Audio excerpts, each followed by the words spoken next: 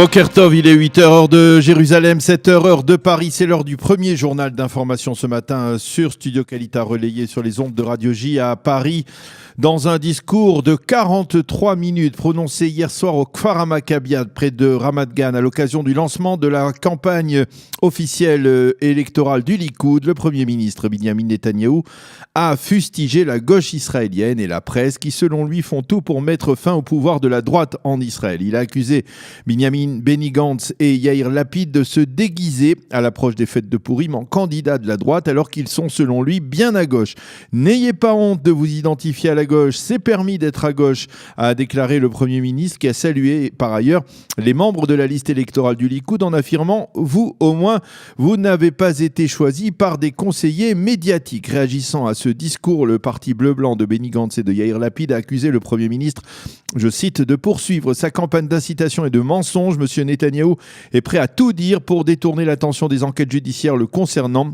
Il faut souligner qu'avant de prononcer son discours, M. Netanyahou a chaleureusement serré la main de celui qui est considéré comme son principal adversaire politique au sein du Likoud, Gideon Sa'ar. Il lui a lancé « Il est temps de nous unir pour la victoire du Likoud ». Le conseiller juridique du gouvernement, Avichai Mendelblit, a par ailleurs pris hier 2 décisions directement liées à la campagne électorale.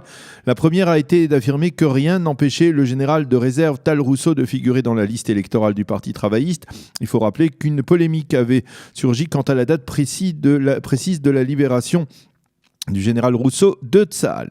Mais donc, sauf changement, Tal Rousseau sera maintenu à la seconde place de la liste électorale travailliste. La seconde décision d'Avichai Mendelblit se rapporte à un clip vidéo produit par le parti Otzma Yehudit, dont les leaders se réclament de l'enseignement de Meir Kahana. Dans ce clip, on voit des soldats israéliens qui sont joués par des acteurs en train de se mettre en danger en raison des restrictions juridiques imposées par le parquet militaire dans la lutte contre le terrorisme. Le conseiller et le procureur de l'État ont affirmé qu'ils ne s'identifiaient pas du tout avec le contenu de ce clip, mais qu'il n'y avait pas là d'infraction à la loi. C'est aujourd'hui que la Commission électorale centrale entamera ses consultations afin de déterminer s'il est nécessaire d'invalider certaines des listes électorales qui ont été officiellement déposées. Hier, le conseiller juridique a estimé qu'il n'y avait donc pas d'opposition à la candidature du général Tal Rousseau à la liste électorale du Parti travailliste. La tension, elle, se poursuit dans le sud du pays avec la poursuite de l'envoi de ballons incendiaires à partir de la bande de Gaza. Au sein du Hamas, on affirme que ce regain de tension est provoqué, je cite, par Israël qui a, selon le mouvement terroriste, violé les arrangements conclus avec lui en novembre dernier. Le Hamas exige en effet qu'Israël valide le transfert de 20 millions de dollars provenant du Qatar vers la bande de Gaza pour financer les salaires de ses fonctionnaires. Une délégation égyptienne est attendue aujourd'hui à Gaza pour tenter de rétablir le calme dans la région. Le dossier des relations entre Israël et le monde arabe était hier au cœur des débats de la Convention des parlements des pays arabes qui s'est tenue à Amman en Jordanie. D'un côté, la Jordanie elle-même qui a pourtant, vous le savez, signé un accord de paix avec Israël. La Syrie, le Liban et les Palestiniens ont fait front commun pour exprimer leur opposition à toute forme de normalisation avec Israël. Mais de l'autre, ce que l'on appelle les pays arabes modérés, à savoir l'Égypte, mais aussi et surtout la Jordanie et les Émirats arabes unis, ont prôné une politique de normalisation avec l'État d'Israël. Finalement, c'est le front le plus radical présidé par le président du Parlement jordanien qui a eu le dessus et qui a annoncé qu'il n'y avait pas lieu de normaliser les relations avec l'État d'Israël tant que le dossier palestinien ne sera pas réglé. Le grand rabbin d'Argentine, le rabbin Gabriel Davidovich, est sorti hier de l'hôpital de Buenos Aires où il avait été admis il y a une semaine après avoir été sauvagement agressé par plusieurs individus.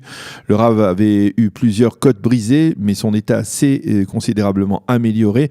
Hier, le rabbin Davidovich a affirmé qu'il ne connaissait pas le mobile de l'agression dont il a été victime. Il a exprimé le souhait que ces agresseurs soient rapidement arrêtés et qu'ils révèlent alors leur mobile. La police de Buenos Aires semble avoir identifié les agresseurs du rabbin grâce à des caméras vidéo.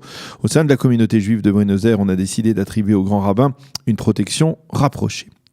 La Hongrie inaugurera dans 2 semaines une représentation diplomatique pour la première fois à Jérusalem et elle sera de facto le premier pays européen à reconnaître plus ou moins officiellement la capitale de l'État d'Israël. Selon certaines informations, même la Slovaquie devrait adopter la même attitude. L'annonce de cette ouverture d'une représentation avait été faite en premier à l'issue d'une rencontre entre Viktor Orban et Binyamin Netanyahou il y a 2 semaines de cela à Jérusalem. Hier, donc, la confirmation de la date de l'ouverture de cette représentation est arrivée. La météo pour terminer, le retour de la pluie sur l'ensemble du territoire israélien ce matin avec une légère baisse des températures. Il fera aujourd'hui 12 degrés à Jérusalem, 17 à Tel Aviv et 22 degrés à Eilat. C'est la fin de ce premier journal d'information sur Studio Qualita.